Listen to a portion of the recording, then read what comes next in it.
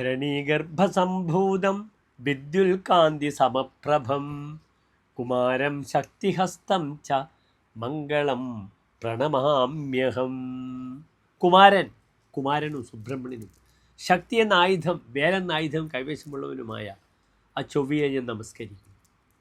ചൊവ്വ പുരുഷരാശിയിൽ സഞ്ചരിക്കുമ്പോൾ നാം ചിന്തിക്കുന്നത് സുബ്രഹ്മണ്യനെയും, സ്ത്രീരാശിയിൽ ഫെമിനൈൻ സൈൻ സ്ത്രീരാശിയിൽ സഞ്ചരിക്കുമ്പോൾ ചിന്തിക്കുന്നത് സാക്ഷാൽ ഭദ്രകാളിയെയും ആകുന്നു. ചാമുണ്ഡി, ഭദ്രകാളി തുടങ്ങിയ തമോമൂർത്തികളെയാണ് ചൊവ്വ യുഗ്മരാശിയിൽ സ്ത്രീരാശിയിൽ ഫെമിനൈൻ സൈനിൽ നിൽക്കുമ്പോൾ ചിന്തിക്കുന്നത്. പുരുഷരാശിയിലാകട്ടെ ഓജരാശിയിലാകട്ടെ സുബ്രഹ്മണ്യനെയും. 12 രാശികളിൽ 6 രാശികൾ ഓജരാശികളും 6 യുഗ്മരാശികളുമാകുന്നു. ഏതൊക്കെ രാശികളാണ് ഓജരാശികൾ അഥവാ പുരുഷരാശികൾ എന്ന് പ്രിയമുള്ള പ്രേക്ഷകർ അറിയുന്നത്? മേടം, മിഥുനം, ചിങ്ങം, തുലാം, ധനു, കുംഭം.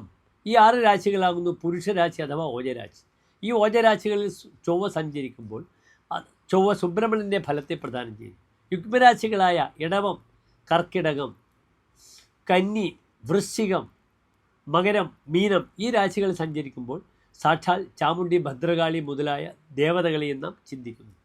ഇവിടെ ചൊവ്വ സ്വന്തം ക്ഷേത്രമായ മേടത്തിൽ നിന്നും ഇടവൻ രാശിയിലേക്ക് പ്രയാണം ആരംഭിച്ചിരിക്കുന്നു. 45 ദിവസക്കാലമാണ് ചൊവ്വ ഇടവൻ രാശിയിൽ നിൽക്കുന്നത്.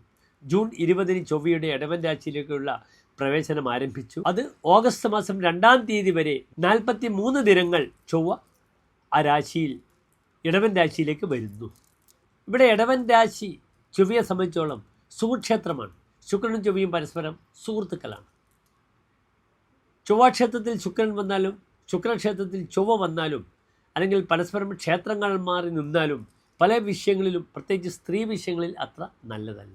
ഇവിടെ ചൊവ്വയുടെ ആശ്രയഫലം എൻ്റെ പ്രിയമുള്ള പ്രേക്ഷകർ ശ്രദ്ധിക്കണം. ഇടവരാശിയിൽ ചൊവ്വ നിൽക്കുമ്പോൾ യുവതി ജിതാൻ സുഹൃഷു വിഷമാൻ പരദാരരതാൻ കുഹക സുവേഷ ഭീരു പരുഷാൻ സിതഭേ ജനയേത്. യുവതികൾ തന്നെ ജയിക്കുമെന്നാണ്, അല്ലെങ്കിൽ തനിക്ക് യുവതികളെ ജയിക്കാം. സുഹൃത്സു വിഷമാൻ സൗഹൃദത്തിന് ബുദ്ധിമുട്ടുകൾ ഉണ്ടാക്കും.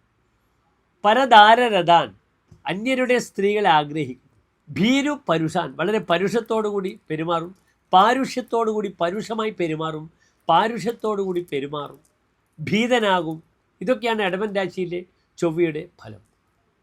അതിനാൽ നാം മേടം മുതൽ 12 രാശിക്കാരുടെയും ഇടവൻ രാശിയിലേക്കുള്ള ചൊവ്വയുടെ 43 ദിവസത്തെ പ്രയാണം എപ്രകാരം ശുഭാശുഭ ഫലങ്ങളെ പ്രദാനം ചെയ്യുന്ന വിഷയത്തെ ചർച്ച ചെയ്യുന്നു. പ്രിയമുള്ള പ്രേക്ഷകർ ശ്രദ്ധിക്കുക.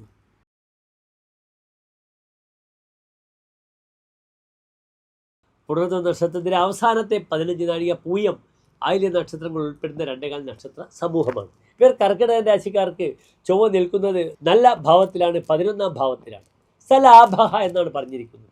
ഇവിടെ സന്താന ശ്രേയസ്സിന് ഏറ്റവും നല്ല സമയമാണ്. നിങ്ങൾ മനസ്സിലാക്കണം, കർക്കിടക രാശിക്കാർക്ക് മുടങ്ങിക്കിടക്കുന്ന സന്താന വിഷയങ്ങളുമായി ബന്ധപ്പെടുന്ന ചികിത്സകൾ അല്ലെങ്കിൽ പുതുതായി ഗർഭധാരണം മുതലായവയ്ക്കെല്ലാം തന്നെ ഏറ്റവും അനുകൂലമായ സമയമാണ് ഈ ഒരു 45 ദിവസക്കാലം. എന്താണ് കാരണം? സന്താനമതിയാഗ്രഹം സന്താന സ്ഥാനത്തേക്ക് നോക്കുന്നുണ്ട്. മറ്റൊന്ന്, തങ്ങളുടെ സന്താനങ്ങൾക്ക് പഠന സംബന്ധിയായ വിഷയങ്ങൾക്കൊക്കെ തന്നെ യാത്ര, സ്കോളർഷിപ്പുകൾ ലഭിക്കുക, വളരെയധികം ആനുകൂല്യ സ്ഥിതി ഉണ്ടാകുന്ന ദിനങ്ങളാണ് മുന്നിൽ വരുന്നത്. ഇവിടെ മറ്റൊരു വിഷയം, ചൊവ്വ കർമാധിപനാണ്. ജോലിയെ ചിന്തിക്കേണ്ടുന്ന ഗ്രഹമാണ് കർക്കിടക രാശിക്കാരുടെ. അത് ലാഭസ്ഥാനത്ത് വരുമ്പോൾ ജോലി ലഭിക്കും.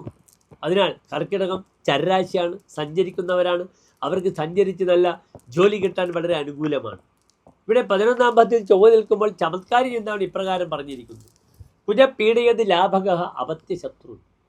11-ൽ ചൊവ്വ നിൽക്കുമ്പോൾ ലാഭത്തിൽ നിൽക്കുന്ന ചൊവ്വ എന്ത് ചെയ്യുന്നു? അപത്യശത്രുൻ പീഡയേത്. ഭാര്യാസന്താനങ്ങളെയും ശത്രുക്കളെയും 11-ൽ നിൽക്കുന്ന ചൊവ്വ പീഡിപ്പിക്കും. സന്താനങ്ങളുമായി അഭിപ്രായ വ്യത്യാസങ്ങൾ വരാം. ഭവേ സന്മുഖോ ദുർമുഖോപി പ്രതാപൻ. താൻ എത്ര ദുർമുഖനാണെങ്കിലും തൻ്റെ പ്രതാപത്തിലൂടെ നല്ല മുഖത്തോടുകൂടി പബ്ലിക്കിനെ ഫേസ് ചെയ്യാൻ കഴിയും.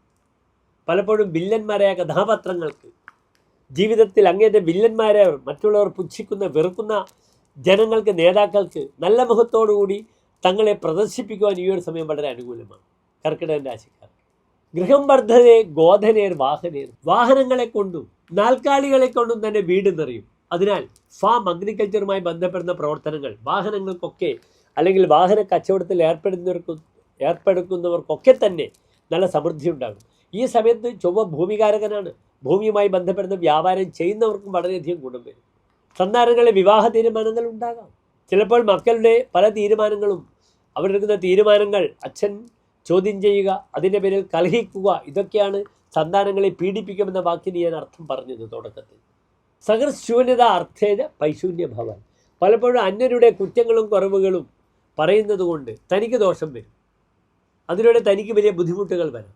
അതിനാൽ അന്യരുടെ കുറ്റങ്ങളും കുറവുകളും ഒക്കെ തൻ്റെ മനസ്സിൽ വെക്കുക, അത് പബ്ലിക്കായി പറഞ്ഞ് അതിൻ്റെ പേരിൽ തനിക്ക് ധനനഷ്ടവും മാനനഷ്ടവും മാനക്കേടും ഉണ്ടാകുമെന്ന് സാരം. വളരെ ജാഗ്രത പാലിക്കുക ഈ ഒരു സമയമെന്ന് എൻ്റെ പ്രിയപ്പെട്ട പ്രേക്ഷകരോട്, കർക്കിടക രാശിക്കാരോട് ഞാൻ പറയുന്നു. പല കാര്യങ്ങളിലും വളരെയധികം ഗുണങ്ങളാണ്, നന്മകളാണ്. പലപ്പോഴും ഗവേഷക വിദ്യാർത്ഥികൾക്കൊക്കെ വളരെയധികം നല്ലതാണ്. സ്കോളർഷിപ്പിന് വിദേശത്ത് പഠിക്കാൻ പോകാം. ഇങ്ങനെ ധാരാളം നന്മകൾ പ്രദാനം ചെയ്യപ്പെടുന്ന 45 ദിനക്കാലമാണെന്ന് അറിയുക. നന്ദി, നമസ്തേ.